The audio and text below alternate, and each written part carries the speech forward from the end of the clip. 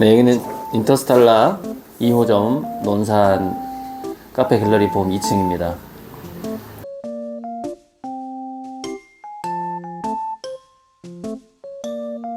종합적으로 이제 제가 저와 제 그림에 대한 이야기가 될 텐데, 일단은 시작은 인터스텔라라는 이 판화 직매장을 중심으로 일단 이야기는 시작됩니다. 인터스텔라에 대해서 한번 소개를 해주신다면, 인터스텔라는 어떤 곳이 되겠습니까? 별과 별 사이, 그러니까 성간 우주라는 뜻이잖아요. 기본적으로 인터스텔라는 별과 별 사이, 그러니까 태양계와 태양계 사이 또는 은하와 은하 사이라는 의미가 이제 인터스텔라인데, 이제 되게 천문학적으로는 좀 적막한 곳이죠. A별에서 B별까지 가는 공간이 인터스텔라니까, 천문학적으로는. 그런데 인문학적으로는 인터스텔라는 내 영혼의 별에서 상대방 영혼의 별까지 가는 사이라고 볼 수가 있거든요.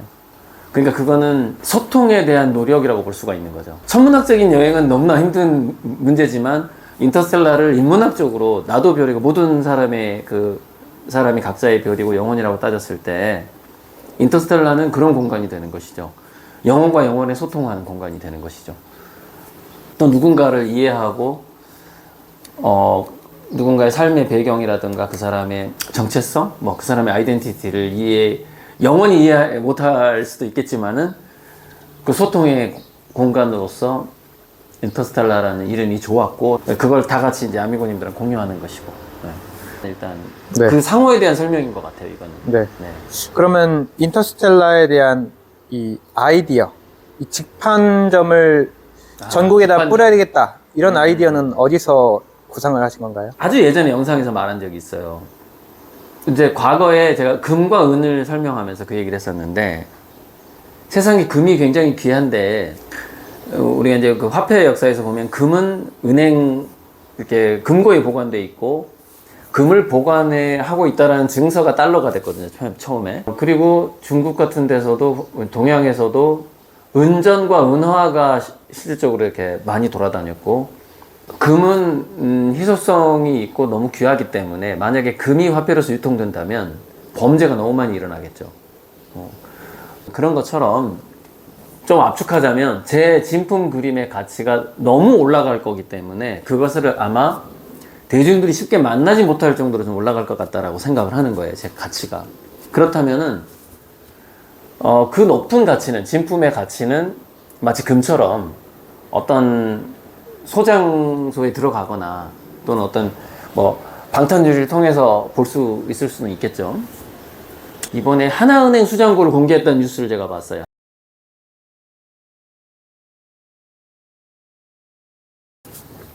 이제 하나은행 얘기를 왜 꺼냈냐면은, 하나은행은 여러 화가들의 그림을 신탁을 하고 그걸 경제적인 이득을 그림 소유주한테 주고 하는 걸 하고 있지만, 저는 제 그림을 가지고 있는 사람들에게 하나은행처럼 그걸 할 수 있는 그런 은행 같은 곳을 만들고 싶다는 거예요. 만들고 싶은데, 지금은 인터스텔라가 판화 전시장인 것 같지만 실질적으로 은행 지점이 되는 거예요, 나중에는. 비유를 하자면 증권거래소나 코인거래소처럼 되는 비전을 갖고 있다고 봐요, 저는. 그 인터스텔라 판화 직매장이 처음에는 약간 그게 연결이 안 될 것 같지만, 나중에 이제 연결되는 시점이 오는데, 그건 이 다음 질문에서 또 아마 그 커넥팅 닷 연결점이 생길 거라고 보는데,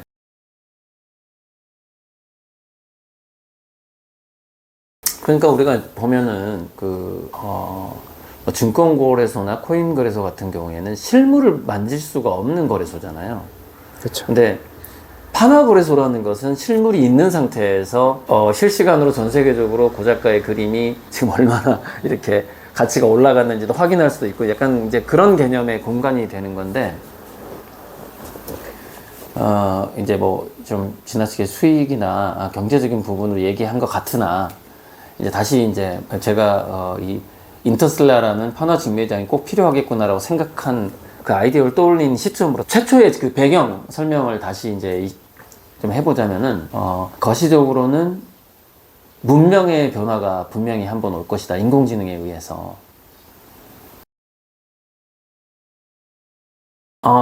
그 기사가 너무 반가웠는데 왜 그러냐면은 과거의 기사는 인공지능 로봇에 의해서 일자리를 뺏길 것이다라는 약간 부정적인 관점, 즉 지금까지 산업혁명 이후에 자본주의가 정상이라는 관점에서 표현하는 기사가 많았거든요. 그런데 3일 전에 나온 그 기사는 해방이라는 표현을 쓰더라고요. 해방.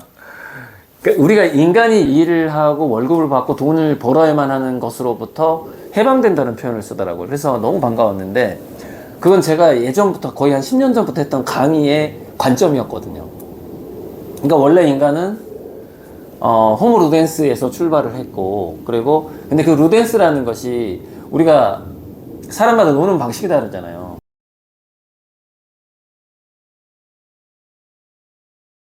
호모 루덴스의 범위를 너무 막 여행 다니고 이렇게만 보지 말자고요. 그러니까 사냥도 학문도 뭐 과학 연구도 그다음에 그림을 그리는 것은 당연히 호모 루덴스라고 사람들이 생각하지만 실제로 인간의 활동의 거의 99.9%는 호모 루덴스였다라고 저는 그런 관점을 보고 있는데 그것을 포기하면서 지금까지 생업에 사람들이 해왔었는데 그게 이제 인공지능 로봇 시대가 본격적으로 오게 되면은 초창기에는 그걸 실업이라고 느낄 수는 있어요. 왜냐면은 그 이전에 수입이 보존이 안 되니까 줄어들 거니까 힘들겠죠.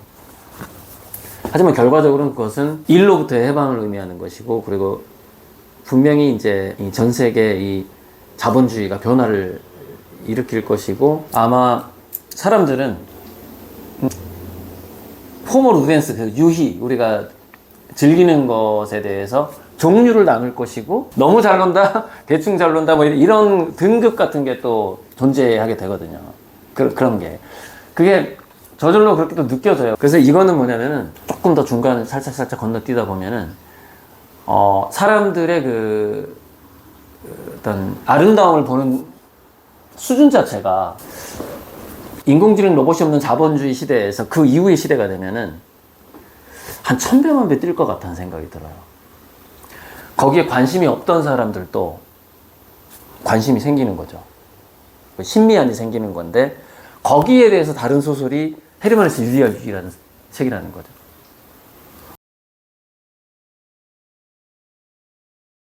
이 소설과 이걸로 노벨상을 받았는데 2200년대에 어떤 유토피아로 설정된 도시의 삶에 대한 얘기가 나와요. 책 제목 자체가 유의가 들어가잖아요. 유의를 잘하는 사람이 최고의 사람이 되는 거예요. 이제 여기서는. 근데 거기는 약간 화가 같고 어떤 공예품을 만드는 것 같은 이제 그런데 거기에 자기의 모든 철학과 정신문화를 집어넣는 그러니까 지금 제가 하고 있는 그림 있잖아요. 평행우주론을 제 그림이 담는 그런 어떤 존재가 나와요. 그 존재가 그 정신적인 리더가 될 뿐만 아니라 거의 이제 그 유토피아 사회의 지도자가 되거든요. 그런 부분이 나와요. 그러니까 헤르만 헤세가 인공지능까지는 이 책에서 예언하지도 않았고 또 이제 우리가 줄 베른 하면은 미래 문명을 100년 전에 미리 막 잠수함까지 해저 이말리 막 이런 책을 통해서 미래의 과학 문명을 예언한 걸로 굉장히 유명한 소설가가 줄 베른이라는 줄 베른. 줄 베른이 그 미래의 기술 문명을 미리 100년 전에 봤다면 헤르만 헤세는 100년 전에 미래 그 사회의 정신 문명을 봤다 이렇게 느껴지거든요. 줄 베른과 헤르만 헤세 이렇게. 근데 그것이 합쳐지는 때가 오는데 그 합쳐지는 때가 왔을 때 수많은 유의 중에서 지금 비교적 상류층들이 즐기고 있는 미술품을 즐기는 문화가 갑이 될 것 같다는 생각이 드는 거예요. 전 세계 문명과 문화를 이끌어가는. 그 왜 그러냐면 대중문화이기 때문에 그렇죠. 대중문화이기 때문에. 그리고 한때 과학자 중에 아인슈타인이라든가 이런 사람들이 대중에게 상대성 이론 이런 게 막 알려지고 하면서 거의 스타 취급을 받은 적이 있었어요. 아인슈타인 같은 과학자들도. 그런데 예를 들어서 피카소 같은 사람이 아직까지는 수많은 대중들에게 다 알려져 가지고 어디 공항에 나타나면 와 무슨 화가가 나타났다 이런 적 없었잖아요. 이런 적 없었는데 앞으로 그런 시대가 온다는 거예요. 그런 시대가. 왜 그런 시대가 오냐면은 그림이라는 것이 너무나 이제 대중화된다는 것이죠. 보면 너도 나도 그것이 공예가 됐든 도자기를 만들 뭘 하든 일단 유의할 수밖에 없는 시대가 왔을 때 얼마나 대중화가 되겠냐는 거예요. 지금 인류의 80%가 생업으로부터 해방돼서 이제 던져졌다고 생각해봐요. 24시간이. 뭘 하며 살겠냐는 거예요, 이 사람들이. 뭔가 깊이 있는 곳으로 빠져들 수밖에 없거든요. 상당히 고급 유의에 빠져들 수밖에 없다라는 거예요. 저는 그러니까 전 지구의 곳곳에 그런 현상이 일어난다라고 얘기를 하는 거예요. 그러니까 전 지구적인 고급 유의를 즐기는 사람들이 너무나 많아지게 되고, 그 중에서 특히 철학이라든가 학문의 정수가 들어간 그림을 그리는 그런 존재의 인기나 위상 같은 거? 이런 것들이 지금하고는 비교할 수 없는 상태가 될 거라고 보고 있어요. 마치 이 소설에도 그렇게 예측하고 있듯이. 그리고 전부터도 아마 이런 얘기를 제 강의에서 했었으니까, 강의할 때마다. 그게 일자리 시대가 놀자리 시대가 되면은 사람들이 이제 뭐든지 막 이제 각자 취미 생활하고 즐기면서 막 그렇게 살아야 되는데, 그러다 보면은 점차적으로 그 맛을 알게 되는 거죠. 상류층들이 왜 미술품을 즐기는가에 대한 맛을 알게 돼요.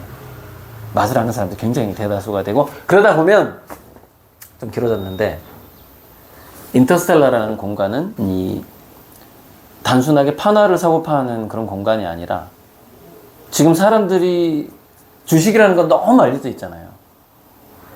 그런 식으로 마치 주식 거래를 하듯이 이 판화와 관련된 어떤, 이거는 1차 저작물이지만, 그러니까 원화 2차 1.5차 저작물, 2차 저작물, 2.5차, 3차, 3.5차, 4차, 4.5차 이렇게 굉장히 많은 것들이 개발되는 그런 현상이 생길 거예요.